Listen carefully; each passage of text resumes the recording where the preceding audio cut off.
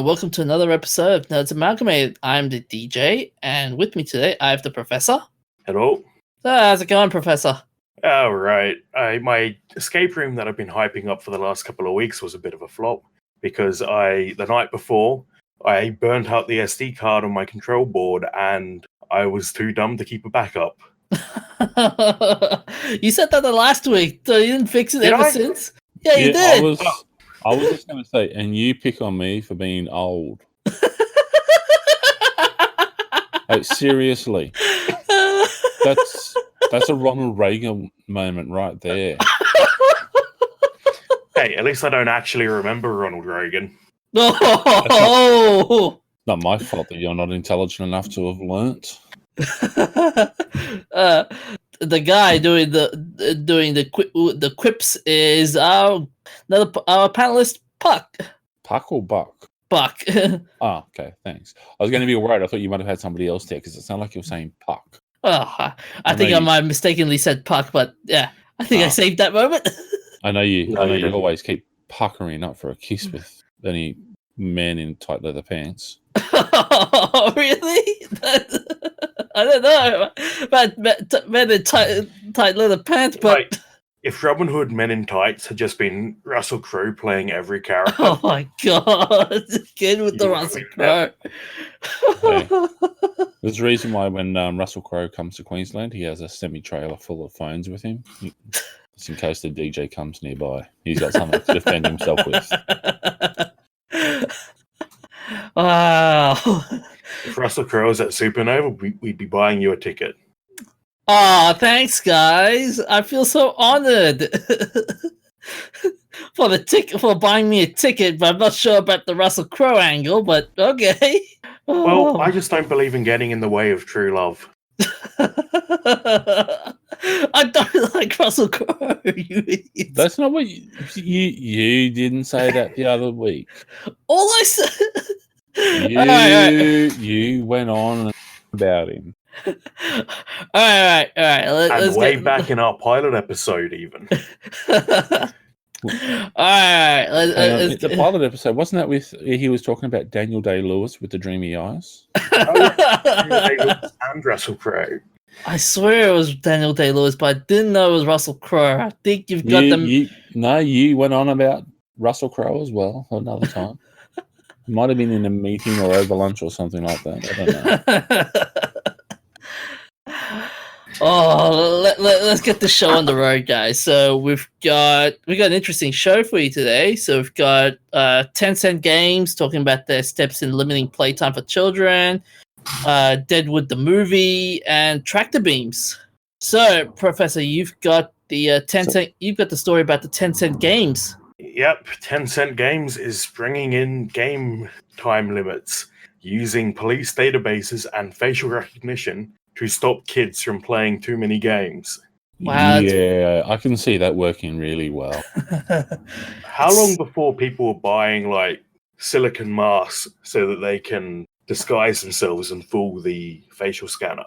Well, here's the thing I have the biggest concern with. One, how are they doing ID checks through police databases? Well, that implies that every kid has an entry in the police database. How is Tencent getting access to it? And no, the police shouldn't actually have a database with ID photos of every child, especially in Australia. That's actually an invasion of privacy. In China at the moment. Well, it's stupid. Why is a corporation getting access to what should be a secure database? Does anyone remember Equifax? Sorry, what was that? Equifax, the credit check company or whatever it is in America who got hacked and everyone's data was stolen a year or so ago. Oh, yeah, I think I heard about Equifax. Yeah, I think I heard a story about that. No, there's that many companies in America getting hacked and losing data. It's not funny. And I entirely expect that to happen with the My Health. What is it called? The My Health Network. Yeah, you mean, My Health. Yeah, the Australian government's rolling out. Yeah, I've already opted out of that. Me too. I don't trust our government to do cybersecurity. I don't trust our government to be able to figure out how to cross the road on their own, let alone put our information online. Yes, that's why they moved the Parliament House from that old one into the hill, because there's no roads on the hill. Mm, So it serves as a effective containment measure for politicians. it does. They can't leave the hill because there's a road all the way around it. Yeah, I just thought it was more like because of the insect nature of their behaviour. They have a hive mind and can't really think for themselves. It's just somebody else operating them as puppets. No, they're underground, so they're obviously mole people. Termites are underground. Except termites are probably working harder than what politicians do. Anyways, guys, wombats. There you go. They sleep all day and do not much else at night. But wombats are cute. Anyways, guys, I think we're straying off the topic here. But how are they gonna? But then, even if a person like fakes his age on the game site, how the Chinese government gonna figure it out? Like, oh, this guy faked his age. We can track him down. Well, they haven't said there's going to be any punishment for circumventing that. Mm-hmm. I think it's the reason why they're going to be using police ID checks. So they're going to use like fingerprint scanning login stuff. Yeah, mind you, this is all of these measures are to curb addiction and promote healthy habits. There's only one problem with this though, is like it's 1 hour for the under 12 crowd and 2 hours for the 13 to 18. There goes 50% of their market in China. The number of times I've played some online game with a 12-year-old Chinese kid. Oh, yes, please, Tencent, do it. Get rid of the 12-year-old Chinese kids. It's just ridiculous. Like I was playing Deceit earlier on the other day, and there was three little kids in there, and like literally from their voices, it sounded like they were 8. And they spent most of the game talking to each other. I don't know what language it was, but I couldn't understand what they were saying. They were on an English server, and it looked like Mandarin characters for the names that they had. And everyone else was yelling at them, "Speak English or get lost, you scum." By the end of it, like literally, they got voted out because they just wouldn't speak English. So everyone just accused them of cheating and just shot them. Turned out that apparently that 2 of them were the infected. So that worked out well. It did, but yeah. This article, in essence, reminds me of I don't know whether you guys read a couple of months back of how the BBC were reporting on Fortnite and how kids should limit playing Fortnite. Wow, the same news article we've heard for the last 20 years. Well, like I said, it's interesting though how they were saying like, oh yeah, we gotta limit kids from playing video games, and we should they should play outside. But yeah, I hate to break it to you, but my mum was telling me that when I was a kid, instead of playing games or watching TV, go outside and play. And seriously, if you next time you mention Fortnite, I'm going to come around there and I'm going to unplug your microphone. I've never heard someone who speaks about a game so much but has never even played the freaking... I've never even played the freaking thing, but it's just so effective. Give up, DJ. You're banned from mentioning those words. And but here's an interesting thing about Tencent Games, though. This is the same company as well. Let's put into perspective that is getting sued by PUBG. They're being sued by PUBG, and they were suing PUBG. It was all a mess. Tencent Games. And it's really not hard to get involved with Tencent if you're going to China. They're basically the biggest public, like Western-facing game developer or publisher in China. Mm-hmm. Because China has a rule that if you want to publish your game there, you have to have it through a company that has X% Chinese ownership. And the easy way to do that is to contract Tencent. Except the only problem with that is they steal all the intellectual property and produce under their own label. And go, we're not breaching copyright. We don't have copyright. Well, I think that's where the whole like Chinese security comes in then. The whole checking ID and limiting game times. that's where the controls would come into. It's a good idea, but the whole approach to how it's being done is kind of irrational and raises so many questions about censorship and personal ID security and so forth and privacy. Yeah. Like the whole every aspect of what this is proposing is so anti everything that pretty much every other all the Western countries that these guys need to deal with are standing for. So it's like this is going to be a major negative impact on their relationships, because if this is what Tencent is proposing as part of their system in China, and it's going to raise so many other questions about the security of customers for every other game that's operating through Tencent, because if they've got such a strong relationship with the police that they're accessing police databases, Yeah. the information flows two directions. I can't wait to hear about someone who got busted, like some criminal who's in hiding, who gets picked up because he wanted to play a game of Candy Crush. Yep, it'd be the grandmas. It'd be the grandma mafia. Hey, don't laugh. The grandma mafia is real, and they take no prisoners. What is this? Hell's pensioners born to be wild? No. Seriously, you go get in trouble and pick an argument with one grandma. You watch how quickly word spreads amongst all of them, man. Oh, Like seriously, Especially in the nursing homes where I only have time to talk. like old ladies talk to each other more than the whales. Like it's the fastest communications network in the world. You tell one grandma, within 24 hours, every grandma in the world knows it. I would bet my life on it. okay. Like because every grandma talks to at least 4 others per hour.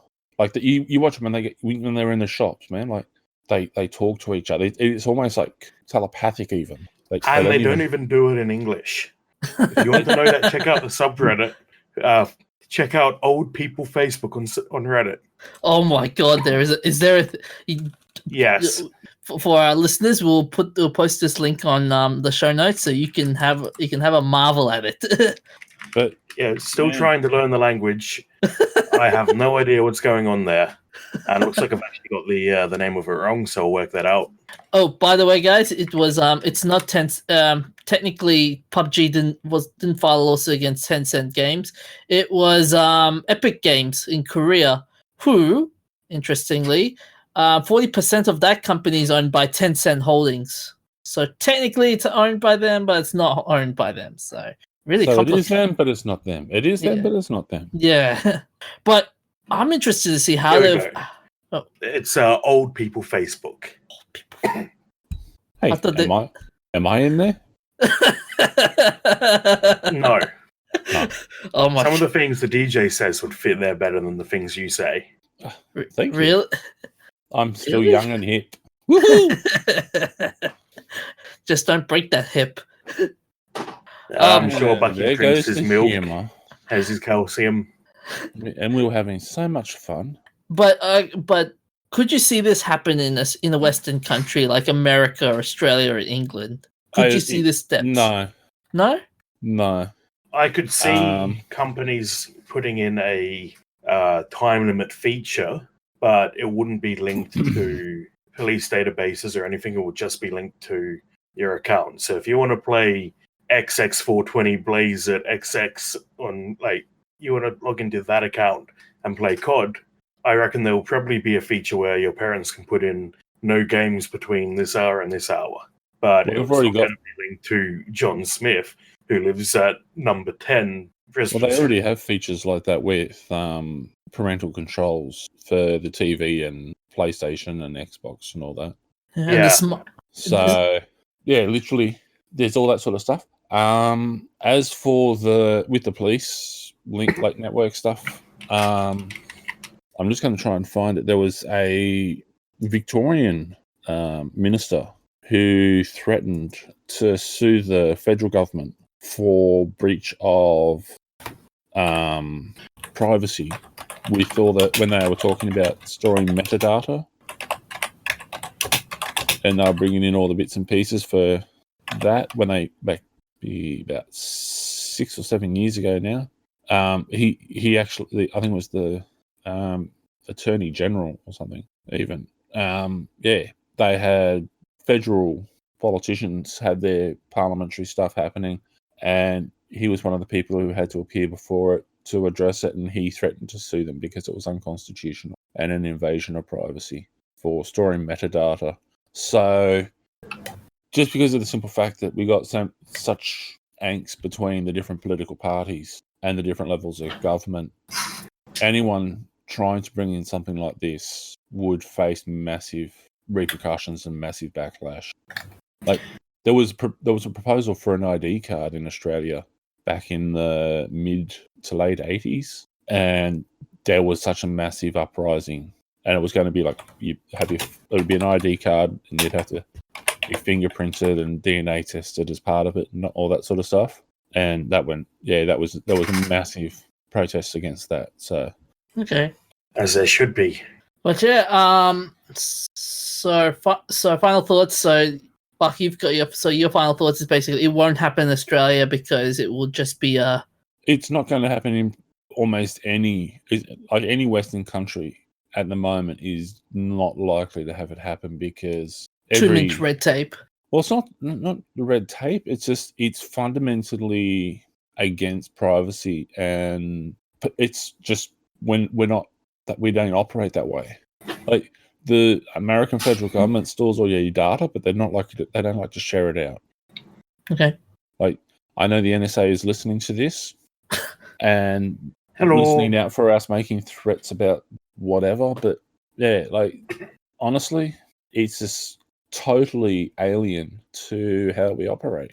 Even like a lot of Asian countries, anything like this just wouldn't work. Like I know countries like people in Singapore and Malaysia, that anything like this, like any links between private corporations and the police are scrutinized so much, and it's just anything that's iffy there's just massive attacks against it. Fair enough. What about you, Professor? What's your final thoughts on this one? It's one of the dumbest things I've ever heard. I can't wait to see it get abused. I can't wait to see someone hack into the police databases, and I can't wait to see someone get arrested because they were playing games. Yeah, that's fair. I think the question it comes down to is accountability and who's too much power. It'd be too much power just to monitor all the kids playing anyway. So it's just a breach of privacy. Like, yeah, I agree with you there too. Once they get access to that sort of information, where does it stop? And then you got all the other backflow of information about personal financial matters and location and so forth. It's just, yeah. That's true. All right. It was the Victorian Privacy Commissioner back in 2011 that threatened to sue the federal government. Yeah, just drop the link onto the show notes. And I haven't actually got a link. I've just got the doc. Oh, okay, fair enough. Okay, so shall we go to the next topic, fellas? Who's running the show? I don't know. Should we? Do you want to? I do want to. Anyway, so for our next topic, so after so many years, we are finally getting a Deadwood movie, a TV movie of Deadwood. Finally, oh man! And how long has it been since they cancelled that show? Wasn't like Deadwood was 20. I was going to say about 2013 or 2012. Oh, so it was that recent. Yeah. 2006. Huh? Yeah, it went from 2004 to 2006. Okay. I remember watching it just before I was starting uni. Might have been on the DVDs. I swear I've seen it more recently. Maybe it was just reruns. I was going to say started in 2008. Yeah, they didn't. They showed them. They showed that series in 2006, but they only came out to like our local TV stations around 2007, 2008, around that time. That's probably why. Yeah, I think there was just too much censorship in. No, it's not censorship. It's just really shitty TV policies. Yeah. Luckily, we had piracy to force them to have reasonable expectations about getting shows to Australia. Mm-hmm. Yeah. That's the whole reason why now they're like, it's on the same day as wherever else it is. Finally. Yeah. Yeah. So it's confirmed as officially in the works back in July. It's taken all the time to reunite the lion's share of the cast who have been busy on other projects. So the script has been written, and we'll see the characters set 10 years after 10 years to celebrate South Dakota's statehood.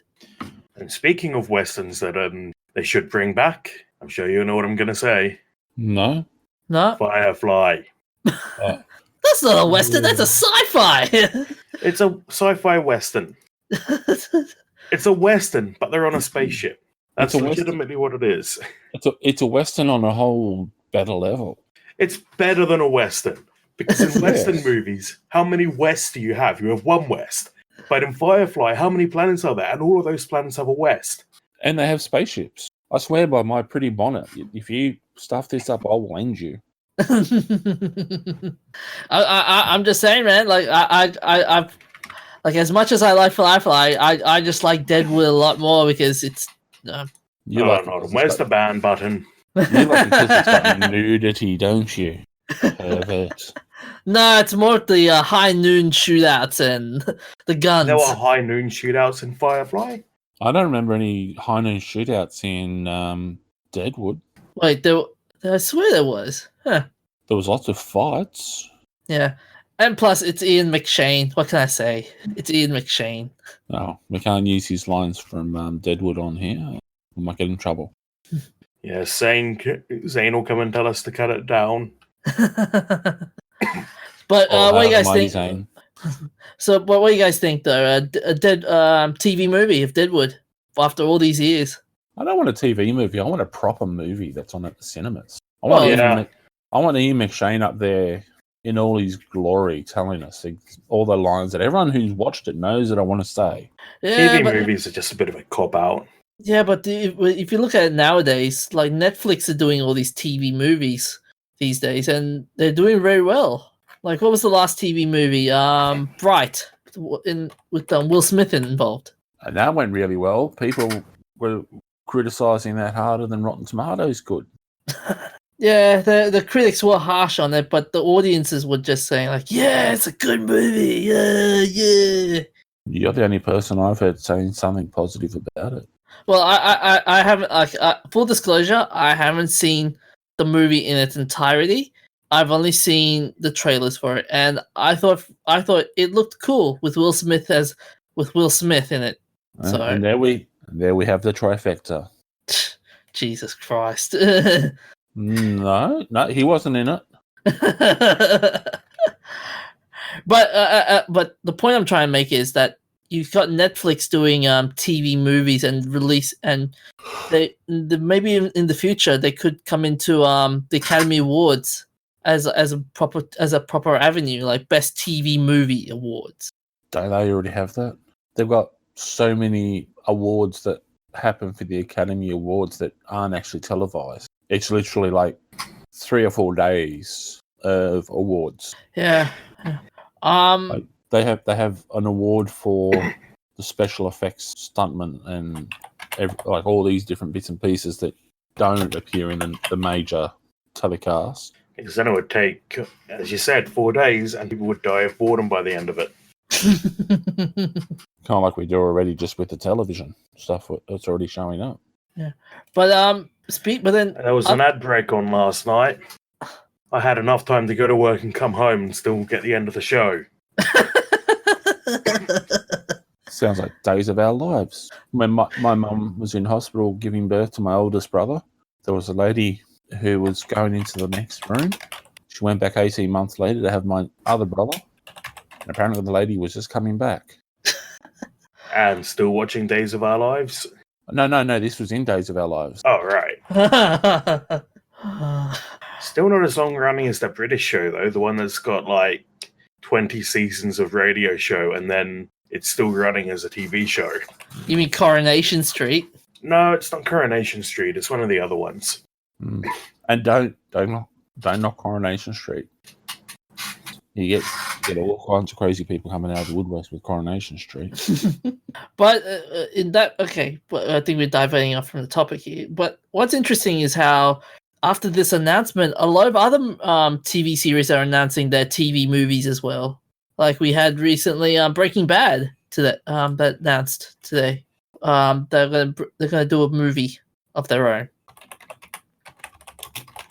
Yeah, I wonder what's caused it, because Better Call Saul is still going on, and that's a prequel, but this is going to be a follow-up to the main series. So who they gonna which story are they gonna use though for the series? This is Jesse. But what about So Jesse's? got What about Breaking Jesse's Bad. girl? He's dead. I see what you did there, Buck. I see what you did there. And so did everyone else who you didn't need to point it out to. That's like Buck saying the sky is blue, and you go, I see that. Hey, come on, don't pick on Captain Obvious. That's his superpower. But yeah, what other movies are they announced as well besides Breaking Bad that just came out? Walking Dead. Oh yeah. Not they that did anyone I know still watches that. It's not even The Walking Dead anymore, isn't it? Called The Fear of the Walking Dead or something now? No, that's a sequel spin-off. series. Isn't it more of a prequel? I think it is a prequel. Or at least it started off as one. Like the I don't watch it myself, but doesn't The Walking Dead start with that guy waking up in hospital or something? I never actually watched it. Okay, So I just picked it up from the memes. So, Fear of the Walking Dead, guys, it's a companion series and a prequel series to The Walking Dead. Yeah, that Ewan says it all. Is just, yeah. I was actually wide awake before you started. The title tells you how you should feel about if someone was going to sit you down with those hooks from A Clockwork Orange and make you watch it. Yep. So I was excited when you mentioned Deadwood, the movie. I was, yep, cool. And then you're talking about The Walking Dead and other TV movies. Like, how dare you talk about it in the same section and compare them? Like, that's just wrong. But it is like I said, that there are a lot of TV movies that are going to be coming up pretty soon. So, do we have any others? Well, let's see now. And they better be good ones now. Come on, we want something good. Super Mario. That's not a TV movie follow-up like we've been talking about, though. That's not going to be as bad as the last Mario Brothers movie. That movie is a horrible masterpiece.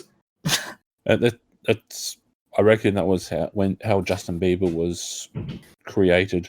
His mother was watching that. Like, what's the other one? I don't know whether you guys are familiar with the show. Steven Universe, for example. They're releasing a TV movie of their own as well. Hey, I have a universe. I wish you had a universe. That'd be fun. No, Steven Universe. It's an animated TV show. They're bringing out their own TV movie as well. I think theirs is coming out next year as well. So 2019 is going to be interesting with a lot of TV movies. I wonder if there's always lots of TV movies, but are they going to be good ones?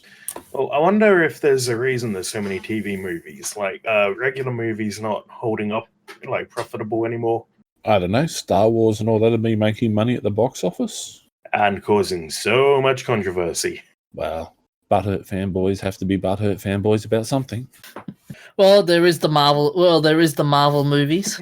Who's always the same movie over and over again. As I said, butthurt fanboys have to be butthurt fanboys about something.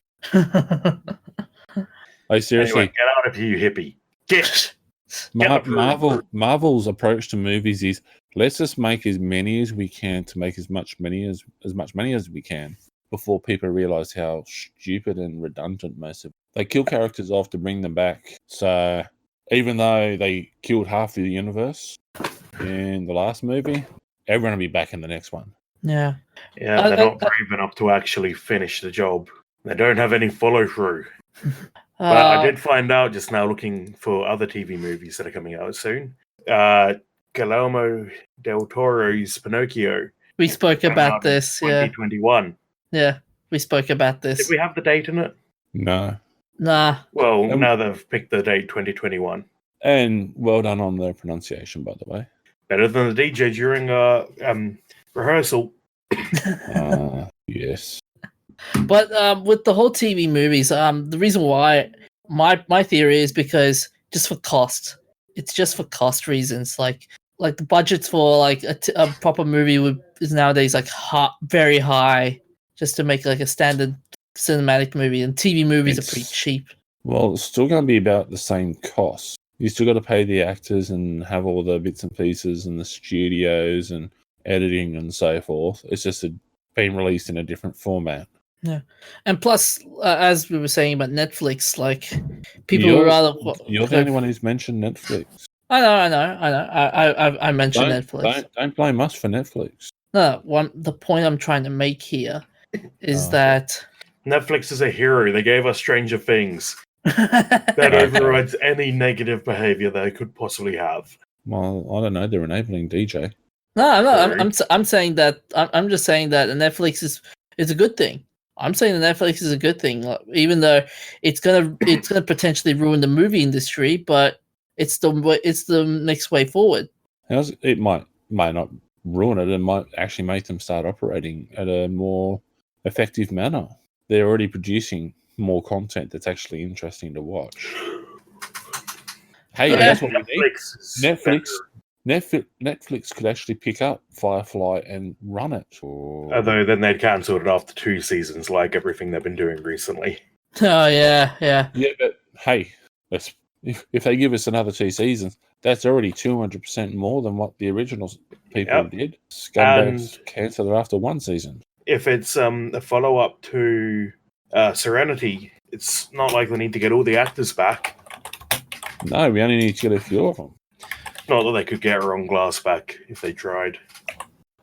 He could be. Hang on, no. He could be a hologram in the background with it. He's dead. Yeah, I know, but they could have a hologram of all his sayings. Or they could do what? What's that? Watch me saw.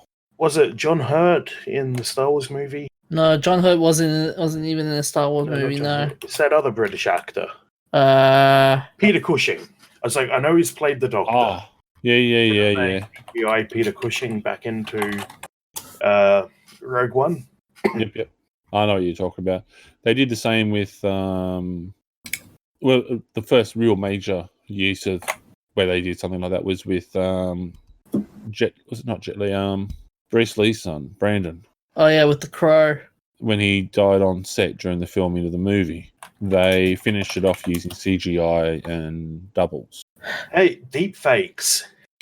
That's where we need to go. We need to invest in deep fakes and convince people to use them for something that isn't pornography and get them to make new Firefly using deep fake versions of the cast. Okay, I'm sold. Anything that gets me more Firefly, I'm in. Okay, so anyways, guys, so back to the topic. Well, DJ is having trouble keeping up with the additional show notes tonight. Oh, I've had it all. I've had it all. So, but I can hear Discord in the background going dink, dink, dink. He hasn't included Doctor Who or Star Wars yet, though. Oh, I did the Peter Cushing and the Crow. Yeah, but I mentioned John Hurt. John Hurt. You only mentioned it because I've mentioned it twice now. I swear by my pretty floral bonnet. So guys, where you can find final thoughts on this? I don't know, but I've forgotten what the topic is. Deadwood the movie. Deadwood the TV movie. I've seen one episode, so I'll have to catch up. Sorry, I'm being mixed. I'm getting. So you were saying, Professor? I've seen one episode of it, so I'm going to have to catch up. Okay. Yeah, you're saying, Buck? It is a TV movie. That sucks. That's all I got to say on that. We've already flogged this horse so much that people are going to think that you're the vet from the Melbourne Cup. So okay. I personally think I would love to watch the series, and then if and yeah, it'd be pretty good to see the TV movie. Hang on, you haven't even watched the TV series. Like I said, I'm gonna watch it, then I'm gonna and watch the movie as well But later on. You were talking about having high noon gunfights. You've never seen it. There was high noon gunfights. I saw one specific scene from Deadwood. And that's it, and I think that was a high noon gunfight. Maybe I might be wrong. Maybe I might not be wrong. But That's like seeing a scene of Forrest Gump in boot camp and assuming it's a war movie. Or listening to us talk about Forrest and Pinocchio. All right, let's move on before we. Really? Yes, please. You want to move on now? Yes, please. I want to move on. Okay. So, Buck, you were talking about you got a story about tractor beams. Yes, I've been drawing you towards this for a while, and it proves that it works because the tractor beam works on atoms. Ooh.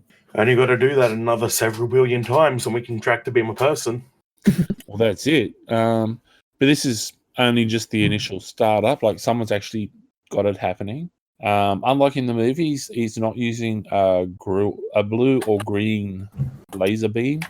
It's actually an invisible infrared light, and it's grabbing hold of atoms that are floating in a chamber that is almost completely emptied of gas. I'm not sure whether they're doing it to represent the effects of outer space, but yeah.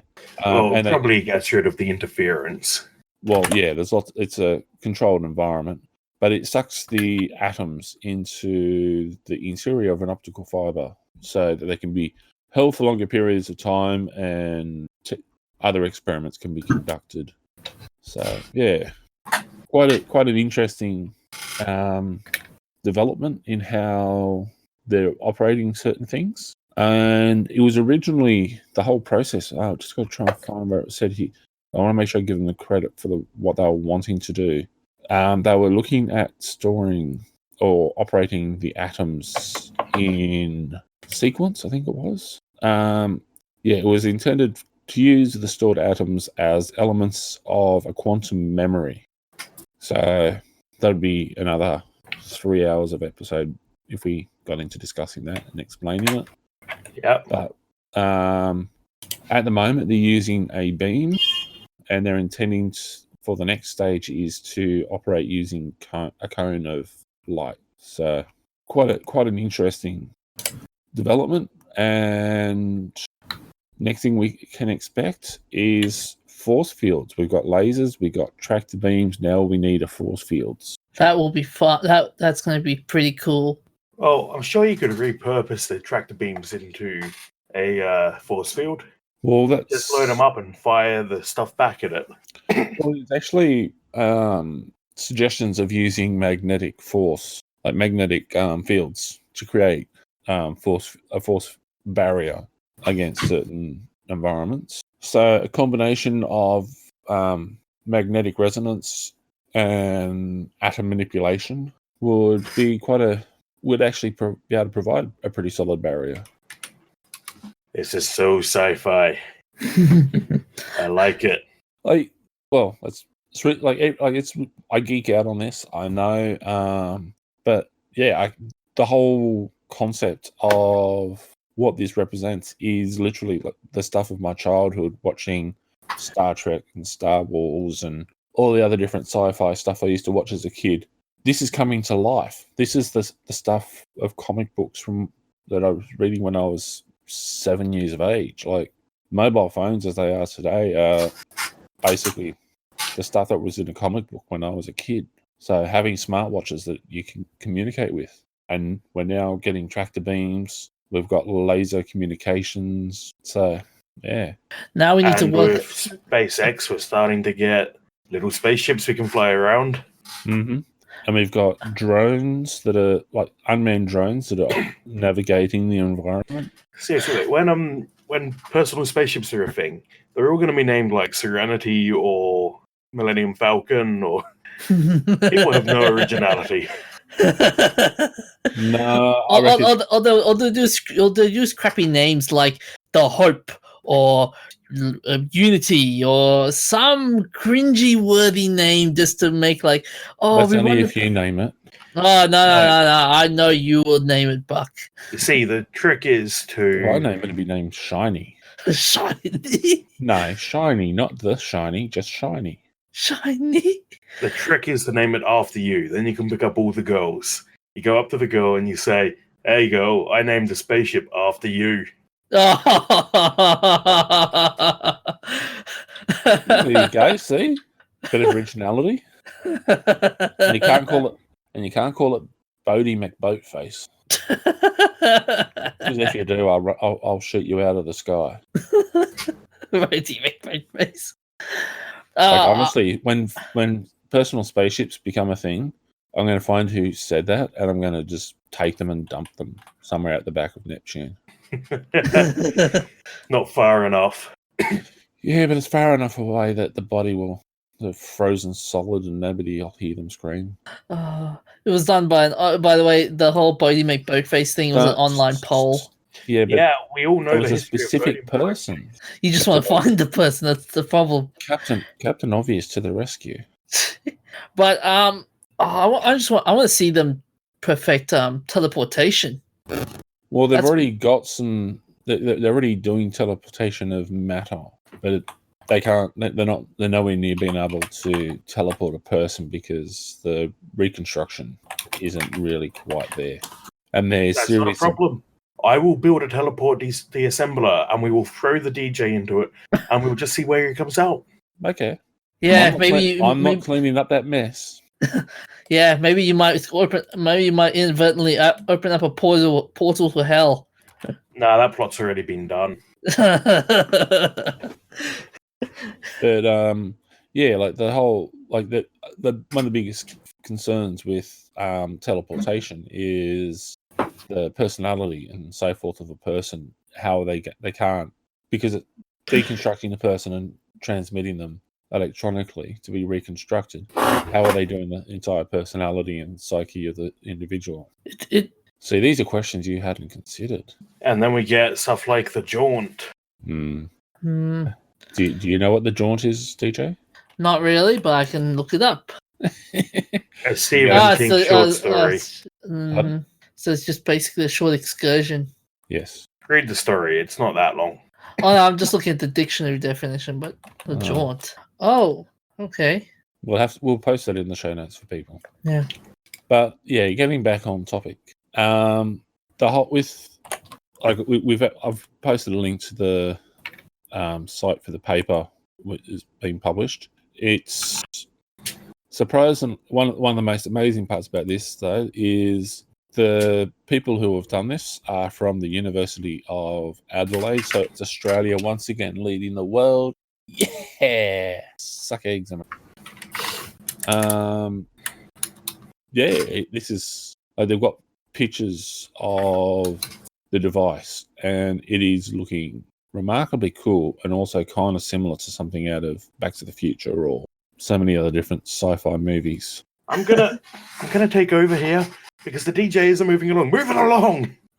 I'm moving along. I'm going to move along, guys. So You're moving along about as quick as the Titanic on the ocean floor. Yeah. He agreed. He realizes he's slow. All right. Anyways, guys. So okay. So final thoughts, guys, about this? Sci-fi is frig. Tractor beams can also be used to repulse. Oh boy, I want my jetpack that won't burn my ankles off. So okay, guys. So let's move along. So what games have we been playing, guys? I've been playing Mafia. Oh, nice. It has been. I get to shoot people with shotguns and drive classic cars. And it's in the 50s, so it's a lovely reminder of Bucky's youth. No, it's not the 50s, and I wasn't born in the 50s. I'm not that old. It's set in the 30s. It starts in Prohibition. Do you get to sell bootleg whiskey? Yeah, well, you don't sell it, but you get to transport it, and you get to fight about it. You get to drive around in the old vintage cars. That's a pretty old game too. And you get to go steal old cars. I've got a garage that's overloaded with lots of lovely cars, and I'm not allowed to keep all of them. I've got to every time I get a new one now, I've got to get one of my other ones. Bugger.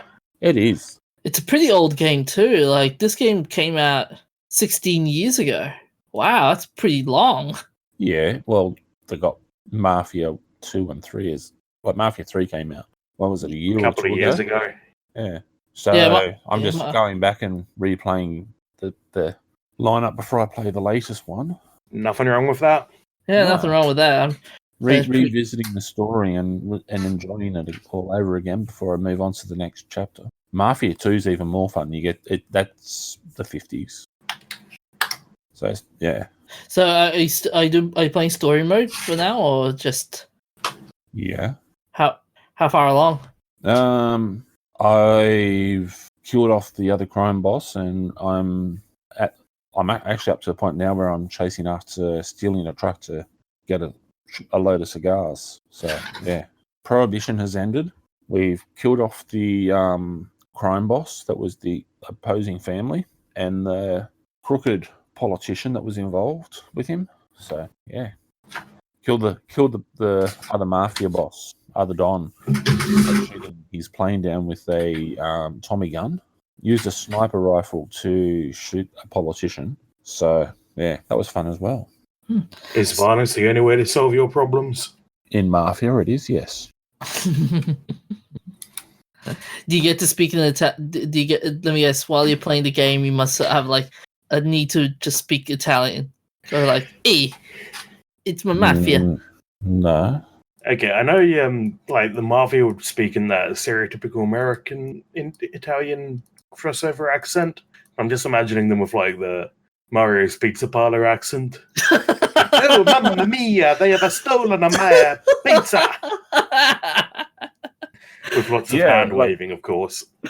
In the game, there's lots of comments like, forget about it, stuff like that, but there's none of the Mario tones that the DJ just did. Oh, you mean like, "Hey, boss, so what are we doing with this? What are we doing with this, right, boss?" You sound like a mole. You literally sound like a gangster's mole. A gangster's pet mole.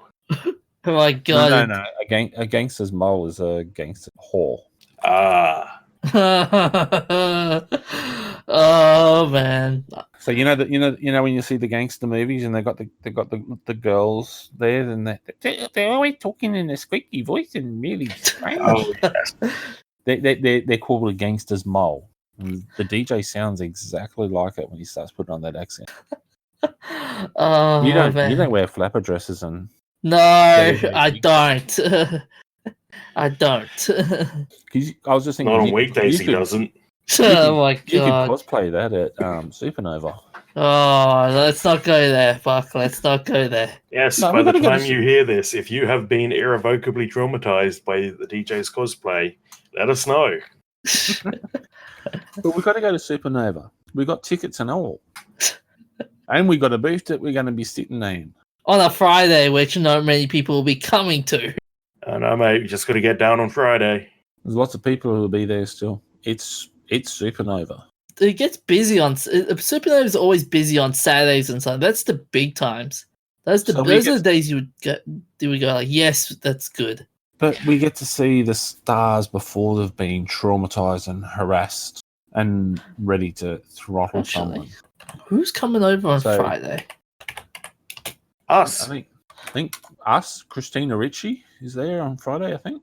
For our listeners, Supernova will be on will be on last Friday when this episode comes out. Never man. Let's just move along, shall we? In the words of Blackboard from Mr. Squiggle, hurry up. So, Professor, you've been playing Far Lone Sales. Yes, it's a 2D side-scrolling. Well, actually, it's sort of 2.5D. It's a side-scrolling game about traveling in a big steampunk land yacht. Oh, okay. Is it set in Texas? I don't think so.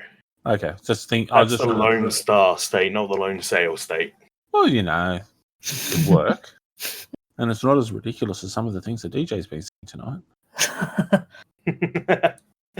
This is actually looking like it could be a lot of fun. Yeah, it's fairly relaxing. You drive your land yacht across the country, picking up new parts, and one thing I like is doing rolling item collections, where you drop down the front and just steamroll through a pile of fuel and scoop some of it up. Okay, I'm just looking at it, and that thing is humongous. It is. That's a full-blown battleship.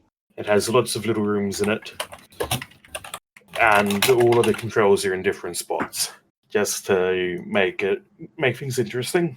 How customizable is the ship? Or is it just the one land yacht? I'm not a long way into it, but it isn't really customizable. That's a shame. Like, you pick up upgrades and stuff, but I haven't seen anywhere to change how it looks. That's a shame. Because it looks pretty cool, but I always like to be able to add my own little touches. Yeah. Like in Guns of Icarus, I've gotten to do colours on the ships and the logo and all that sort of stuff, or the emblem, whatever you want to call it. Yeah. Might have to check this out at some point. Yeah, it's a nice, gentle game. I might have to play this after playing Mafia. To relax. Yes. To stop all the violent anger. The DJ's gone quiet. What's going on, DJ? You're the host. Oh, I'm just listening in awe at you two talking about. You're listening in awe. Okay. So I've been playing Guns of Icarus, and it's fun.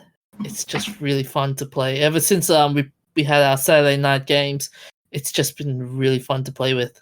But I will say this: my favorite ship to go on is the Squid. You like the Squid? Yeah. You weirdo. Nobody I know likes the Squid. Oh, in Guns of Icarus. Yeah. I like the Crusader. I like it's a little bit more easily to use. I like the Mobula. As long as you don't let them get behind you, you can take anything out. Wait, the Modular. Wasn't that the first ship you flew? The Mobula. Wasn't that the first ship that you flew? Yeah. Yeah, in the Saturday night's game tonight, and then he ran away and left us on our own. The thing I was using it for. But it is amazing if you don't let them get behind you, or you're playing a game with multiple ships, which we couldn't because half of our guests ducked out. Oh, it was hilarious just watching you guys just arguing along the way.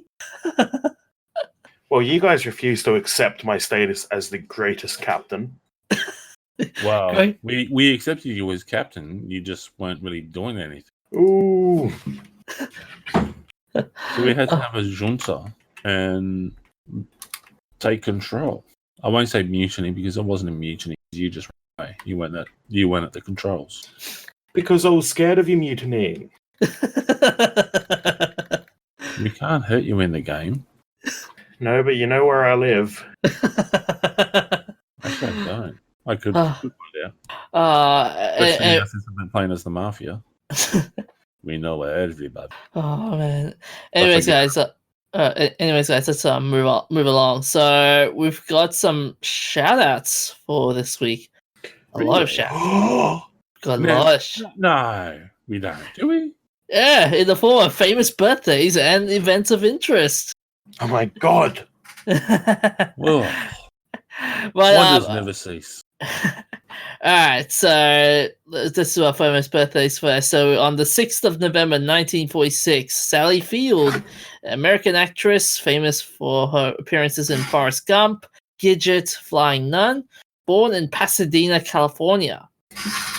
She was also famous in Mrs. Doubtfire and Lincoln. As in Abraham Lincoln the movie.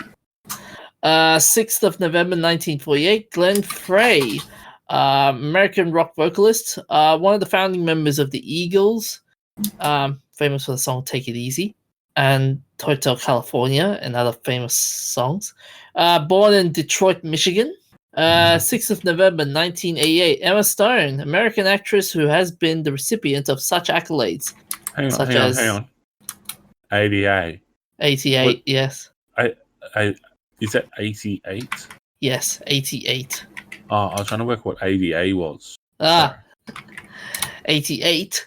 American Award. So Emma Stone's been given accolades such as an Academy Award, a BAFTA Award, and a Golden Globe Award. She was the highest paid actress in the world in 2017. She appeared in Forbes Celebrity 100 in 2013, and in 2017, she was featured by Time as one of the 100 most influential people in the world. What movies has she appeared in?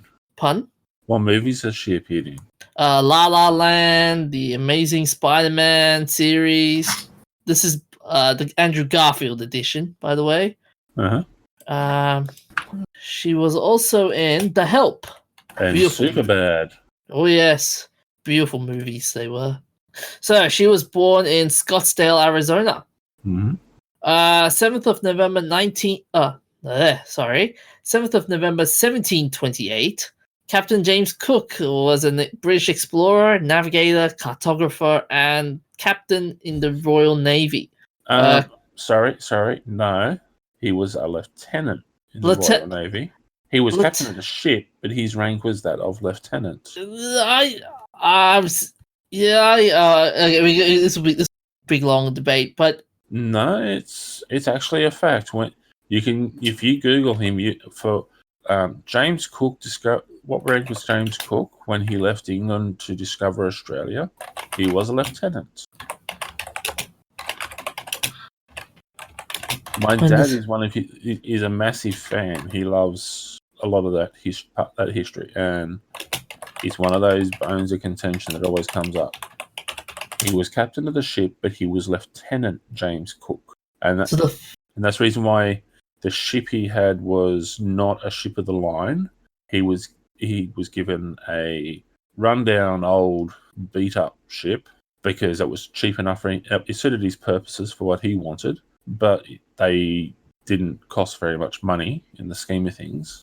So yeah, you're right. The first voyage of James Cook, it says that this was commissioned by King George III and commanded by Lieutenant James Cook. So you're right. A lieutenant. Lieutenant, not lieutenant. He was English, not American. But I blame the French. Not even the French say lieutenant. It's the Americans that say lieutenant. Yeah, but that's why it's so messed up, because the French can't spell properly. Yeah. But here's the thing, guys, with James Cook. He's like Ned. He's polarized nowadays, like Ned Kelly. Like, one group of people think he's a hero, one group of people thinks he's a villain, and well, I don't know. He didn't actually do anything wrong. He just discovered the place. He got eaten by Hawaiians. he got beaten by Hawaiians. He was the original Hawaiian pizza. And I'm pretty sure they had pineapple on that one. But pineapple on pizza, yes or no? Depends on the pizza. DJ? Or yes, yay. Now, when you say my qualification here, are we talking proper traditional pizza or American pizza? Oh my God! Let's just move on, guys. That's an American pizza. I've had proper pizza in Italy, and it's nothing like your Domino's. Let's just move on, guys. So, as I was saying, Cook made detailed maps of Newfoundland prior to making three voyages to the Pacific Ocean, during which he achieved the first recorded European contact with the eastern coastline of Australia and the Hawaiian Islands, and the first recorded circumnavigation of New Zealand. So it's him to blame for discovering New Zealand and the Kiwis escaping. All right, so 7th of November 1867, Marie Curie, Polish-French scientist who discovered radium, and the first woman to win a Nobel Prize twice. Twice? It says it twice. Yeah. He said thrice. Well, it doesn't matter, because if she did win 3 Nobel Prizes, then she's both the first woman to win 2 and 3 then, right? All right. Anyway, so born in Warsaw, Poland. So. Yeah. And Sheldon's pinup girl. Oh yes, Sheldon's. I thought Sheldon's pinup was Dr. Feinstein. I'd ask who you guys have as your scientist pinup girl, but I don't think I really want to know what the DJ's going to say. Well, Feynman was actually Rich Feynman, yeah, that's right, Feynman. Feynman. Dr. Richard That was a Feynman. guy, and that's everyone liked Feynman because he was a rock star. Except for the guy whose safe you broke into. Yes. Okay, so who's yours, Buck? My favorite scientist would have to be Stephen Hawking, and it's a toss up between Hawking and Einstein because they were both so brilliant at what they did, but they still were having fun. They weren't up themselves like you get with some of the other scientists. Yeah. Like Einstein's got the photo there where he's pulling faces at the photographer, which are famous now. So they both got a history of practical jokes and all that sort of stuff, as well as just brilliant science. Nice. Mine would be Sir Isaac Newton. Plain and simple. Sir Isaac Newton. He's the guy who founded the laws of gravity. Well, no, Founded no. them, Not founded. because up until then they weren't a law. It just sort of bobbed around everywhere you wanted to go.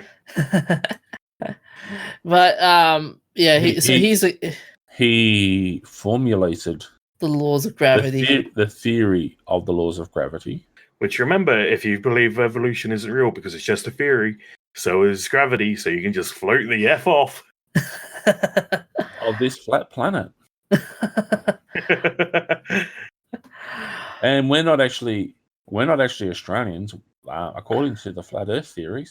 We're actually actors from America or Europe. No, you see, we're the lizard people. Because lizard people don't live inside the Earth. They live No, guys! I got even better. We're the penguin people. Shh. You're not supposed to mention the penguin overlords. Gave it all away again. You're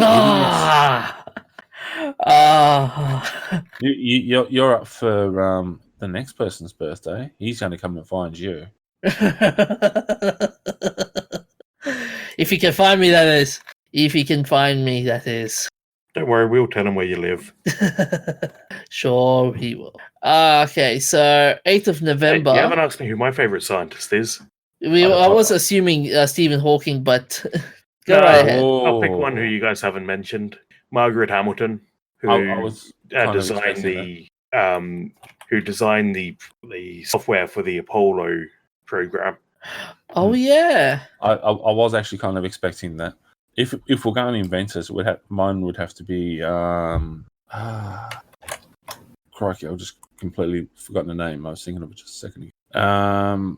She's credited with being one of the major forces behind Bluetooth, and she was an actress and helped develop radio technology, like modulating radio technology during World War II.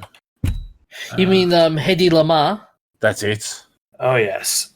I've ranted on about her before. I'm pretty sure. Have. So, yeah. But we better not rant because we're actually quite a bit over time tonight. Yeah. So we better move you want on. to keep us moving, Yeah, DJ? Yeah. So Next birthday? Next birthday is so 8th of November, old style, which is interesting for this guy. Is old style is 29th of October, 1656. Edmund Halley, English. What? You missed someone. Oh yes. Thank you. 1431. Yep. Vlad III, also known as Vlad the Impaler or Vlad Dracul, the Valetian. He want to suck your blood. No. He just wanted to stick a big pole up your bum. That too. And I don't mean that in a pleasant way. Valetian prince born in Sayasura, Transylvania, Romania. Yes. You've been practicing all week for that, haven't you? No. I just read a lot about him and seen a couple of documentaries. Good. Very terrible dictator, but tough. No, he wasn't. He was a very strong prince who looked after his people. And He stopped the Mongols killing everyone in his country. No, it was the Turks. The Turks are. He was no more brutal than anyone else at that era. He was just better at what he did.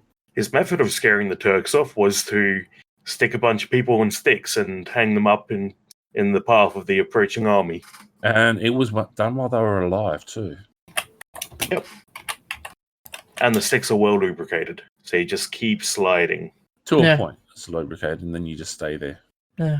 Then your blood lubricates it. Yeah, you kind of bled out by that point. Hopefully. Anyways, guys, so all right, so I've spoken about Edmund Hillary, and Haley. Well, you started to mention You him. said his name. Edmund English Haley. mathematician and astronomer who the name for Halley's Comet was born in Haggerston, Middlesex. And talking about Dracula, 8th of November, 1847. Interesting. Birthdays on the same day. And Bram Stoker wrote Dracula.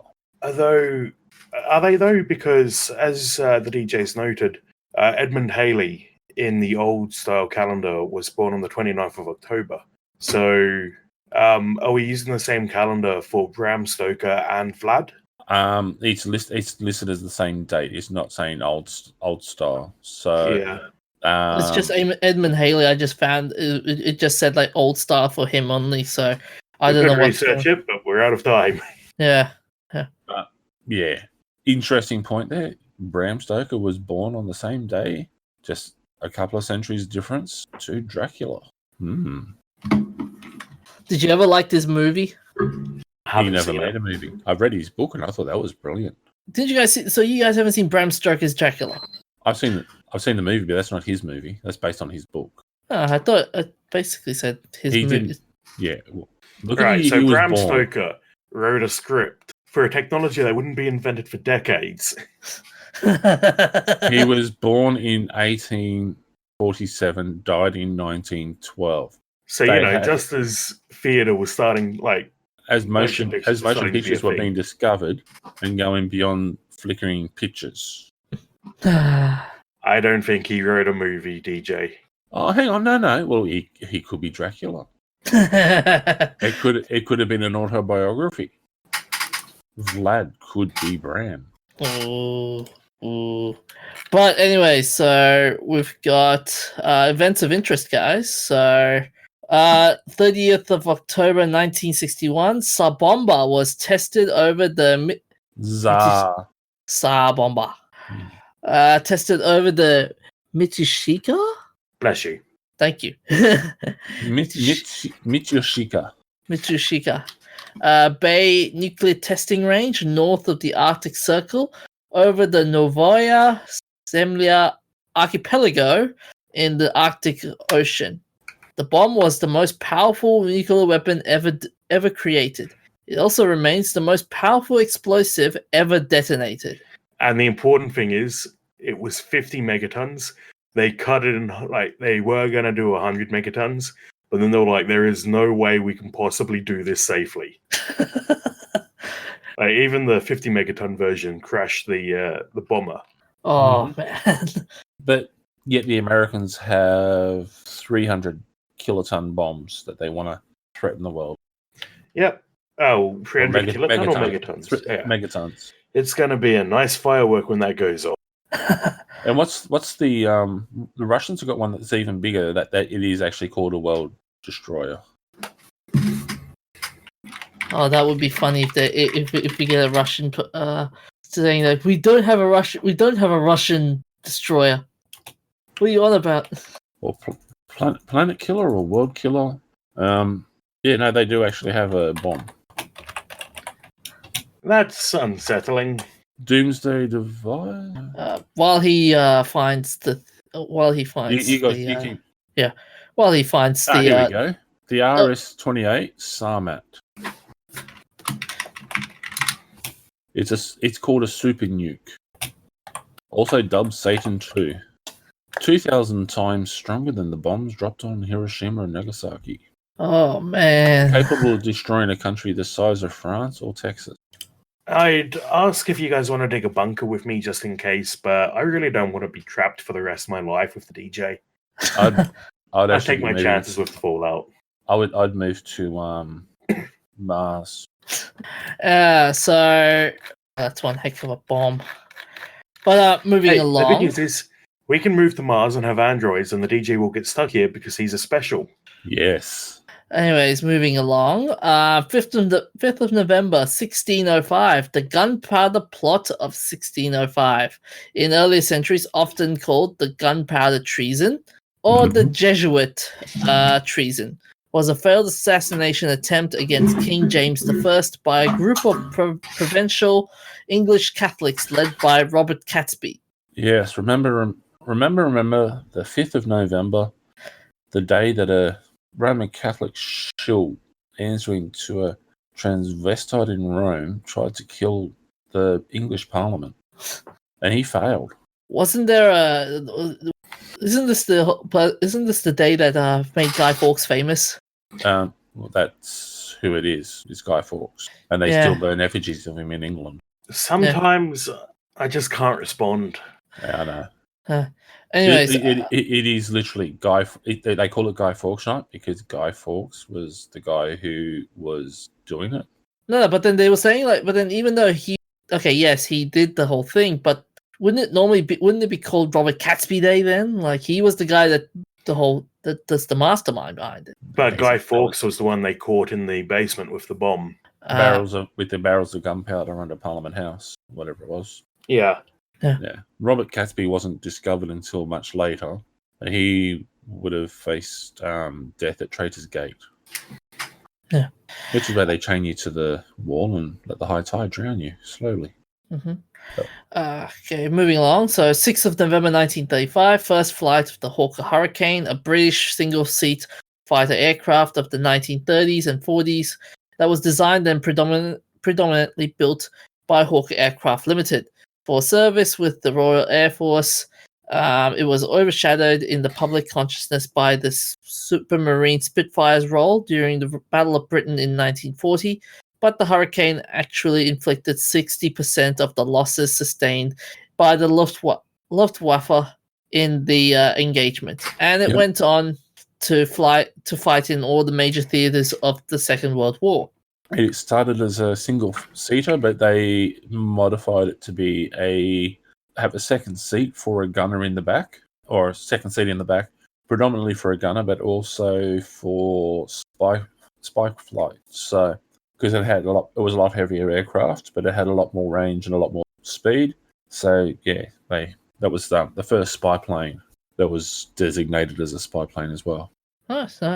But yeah, you used to have a gunner mounted in the back so you had the pilot at the front and a guy at the back. Okay.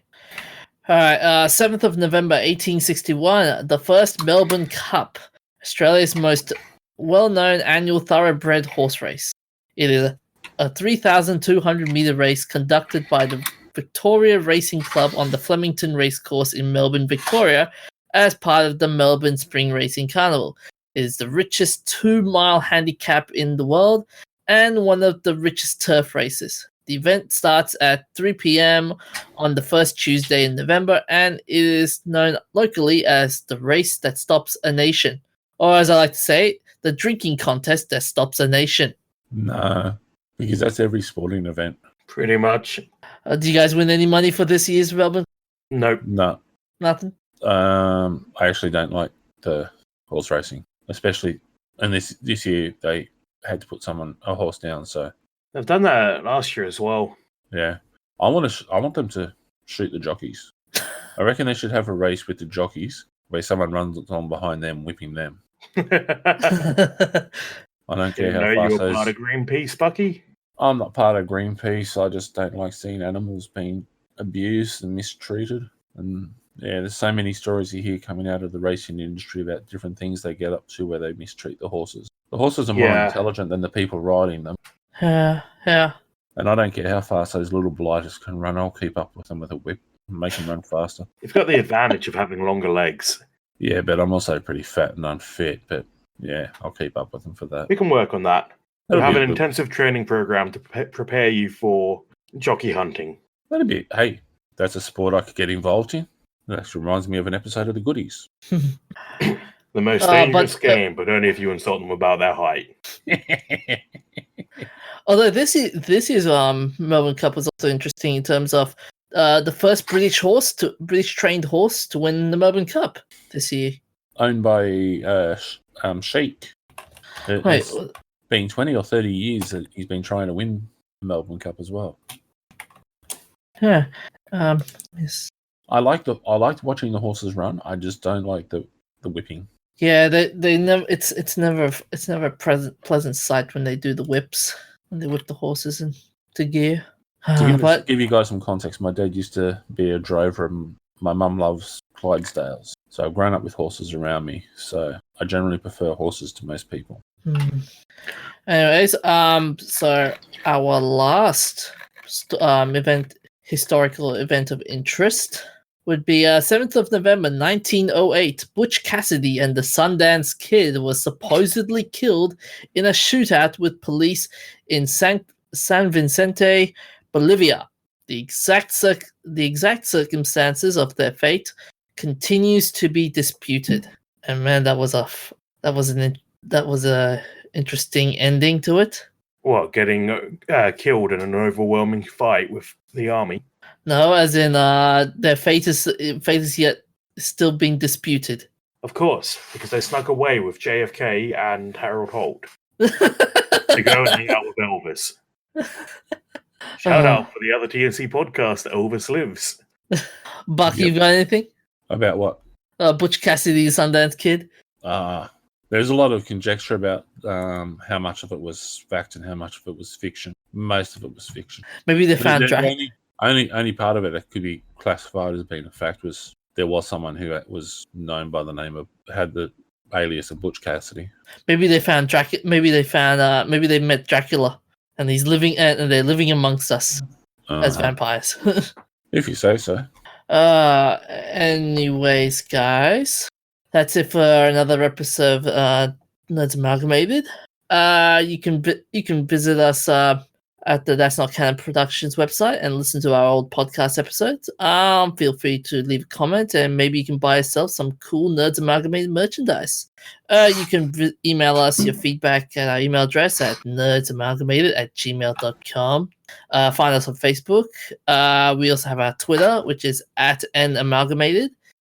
You can find us on Spotify, iTunes, and Stitcher. All the stuff I've been talking about will be linked on the show notes below. And so from us, hope to see you soon. See you guys. See you next week. Hooroo.